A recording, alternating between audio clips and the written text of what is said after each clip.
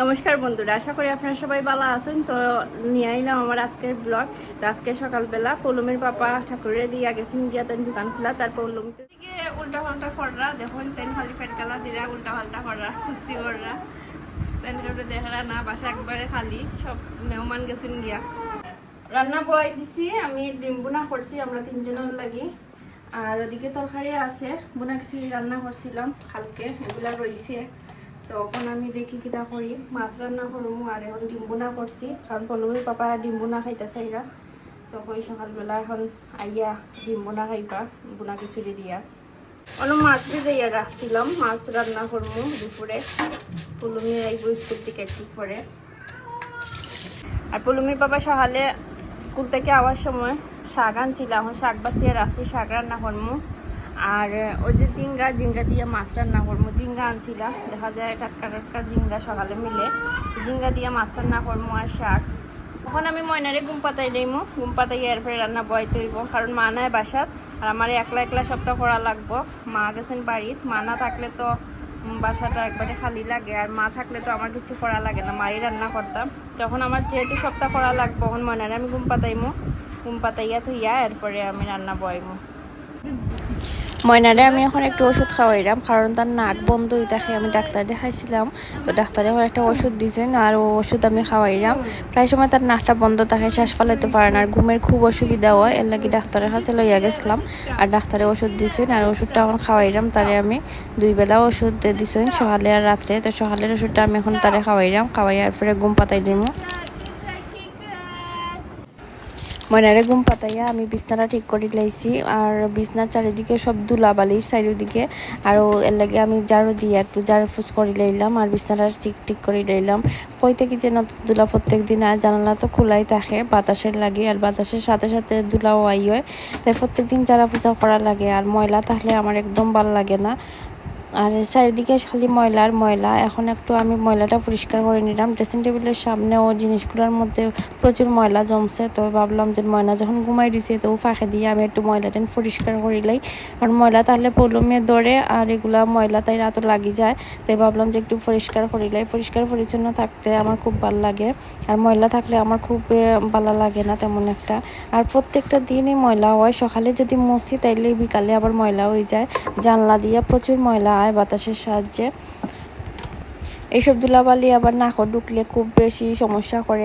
আমার একটা সাইনাসাইটিসের প্রবলেম আছে, তো এর লাগে নাক মুখ পরিষ্কার করা লাগে। তো এর লাগে আমি সপ্তাহ পরিষ্কার করিলাই। আর ময়না ওদিকে ঘুমাই দিছে, তার এখন আমি ঘুম পাতাই লাইছি। এখন নখ ফালাইমো, আর সজাগ থাকলে তো আর পারি না। আর ফ্যানের বাতাসের লাগে তারে পালা হরিটা কেউ দিছি, তার যেহেতু একটু সর্দি, নাক বন্ধ হয়ে দিছে, এর লাগে তারে একটু মাথা উঠে ডাকিয়া আমি ঘুম পাতাই লেছি। এখন তার নখ টেন ফালাই দিমু।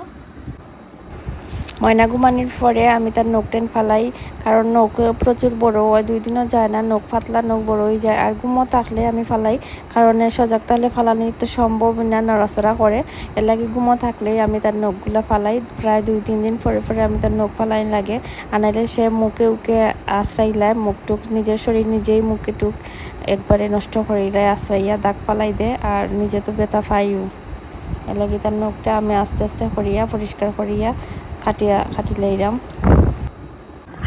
পলমে এখন স্কুল থেকে আইসি, আর একটা বাসি লইয়া আইসে, এটা তাই বাজার। তো আমি না করার যেটা বাজাইও না, তোমার ভাই ঘুমাইছে, ওই উঠি যাইব ঘুম থেকে। ময়না এখনো উঠছে না, এখনো ঘুমাই দিয়েছে, এখনো উঠছে না। তো যত সময় ঘুমত আসে অত সময়ের ভিতরে আমি রান্না শেষ করিলাম। পলমি স্কুল থেকে আইয়া চিপস খার আর মোবাইল দেখে, কইছে স্নান করতো, তো একটু পরে তাই স্নানও যাইব গিয়া। আমার মাছ তরকারি হয়ে গেছে, তারপরে আমি এখন শাক বয়াইমু। শাক কাটছি না, শাক কাটিয়া তারপরে শাক বয়াই দেবো, তারপরে রান্না আমার শেষ। ওদিকে আমার বাবা সিনা উঠি গেছেন, উঠিয়া তাই খেলাধুলা করা, তাই তেমন একটা খান্দা খাটি করি না, খালি খানির সময় আর ঘুমানির সময় তাই একটু খান্দা খাটি যদি ফেটে গিটা লাগে। আর নাইলে তেন খেলাধুলা করেন, তাই খুব এই হিসাবে খুব ভদ্র আছেন।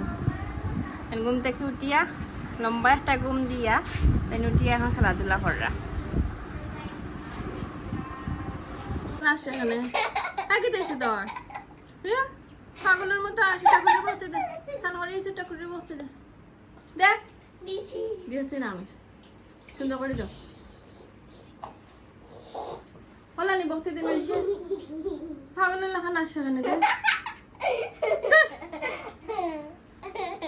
আমি এখন শাক করে দিছি মাছ রান্না শেষ আর এখন শাক করে দিচ্ছি শাক রান্না করলাম তারপরে পৌলমি দিয়ে খাই দিয়ে দিমু পৌলমি মেয়ে চাইছিল তাই করতে বলছে করা শেষ হলে আমার মায়ের যে আমি খাই দিমু আর পৌলমির পাপা তো বিকালে আইবা তারপরে খাইবা ময়না আবার ঘুমাই গেছে তার ঘুমাইছে খুব বেশি তো তারা খাওয়াইয়া দেওয়াইয়া এখন আবার ঘুম পাতাই দিছি পৌলমির পরে মিসের সাথে আর দুষ্টামি করে ফরাত বইতেও তার খালি দুষ্টামি এখন আমরা খানিত বই গেছি যে পৌলমি খানিত বই গেছে পড়া শেষ করিয়া আর তার খুব বেশি গরম লাগে এর লেগে কাপড় পিনছে না খালি গায়ে পৌলমি এখন ভাত খাইলার পড়া শেষ আর আমিও ভাত খানিত বই গেছি আমরা দিয়ে যেন ভাত খাই নিলাম ময়না ঘুমো থাকতে থাকতে ও এই মায়ে তো অপেক্ষা করছি তোমার লাগে তখন দিয়ে যেন একসাথে ভাত খাই দিলাম কিতা কইছ বুঝছি না আজকে একটা মজা হইছে মজা হইছে ভাত আবার মজা হয় কেমনে তরকারি না মজা হয় বাতা মজা হইছে ভাত মজা হইছে নি মায়ে মাখিয়া দিছে লাগে তো কিতা দিয়া খাই যায় শাক মাছ শাক মাছ শাক লেজ। মাছের লেজ পৌলমির খুব প্রিয় লেজ আর মাথা তো পৌলমিকে এখন না মাছের লেজ খাইতে দিছি খাইলাম। খাইলেই স্লো খেলেছি সন্ধ্যার সময় একটু নুডলস বানাইলাম সন্ধ্যার নাস্তা হিসেবে আমরা তিনজনের লাগি পৌলমির পাপা এনে আইসক্রিম খাইরা তোমার মেয়ে বড় উঠলা খুব বেশি গরম লাগে না রে আর তারা ভাই বোনে গরমের মধ্যে কিতা করে কিতা করতো আমার বুড়ি তো খালি গায়ে কাপড় চোপড় ছাড়া গরমে অতিষ্ঠ আর তাই না দিকে উল্টি যাই খালি উল্টি যাই তাই তো আমি এখানে রাত্রের ভাত পোয়াই দিছি রাত্রে খাইমু আমরা সবাই আর তরকারি রয়েছি আর একটু বেগুন টেগুন ভাজি করিলাম পৌলমির পাপার লাগি তো রাত্রের খাবারটা ওই যাব ময়না ঘুমাই রয়েছে আর ওষুধকে আমি ভাত পোয়াই দিলেছি এও ঘুমত আসলো আর আমি ওইদিকে আমার কাজটা শেষ করলাম আর পৌলমি ফরাত বই গেছে তাই হোমওয়ার্ক করতো তো আমি ওইদিকে ভাত বয়াইয়া তাইরে এখন আইসি ফরানিত তাই এখন ফরাত বইছে হোমওয়ার্ক শেষ করব তো গাইস আজকের মতো আমরা ব্লগটা অনেক শেষ সবাই ভালো থাকবা সুস্থ থাকবা এবং অবশ্যই আমার চ্যানেলটা সাবস্ক্রাইব করিয়া পাশে থাকবা লাইক কমেন্ট করবা ধন্যবাদ বাই বাই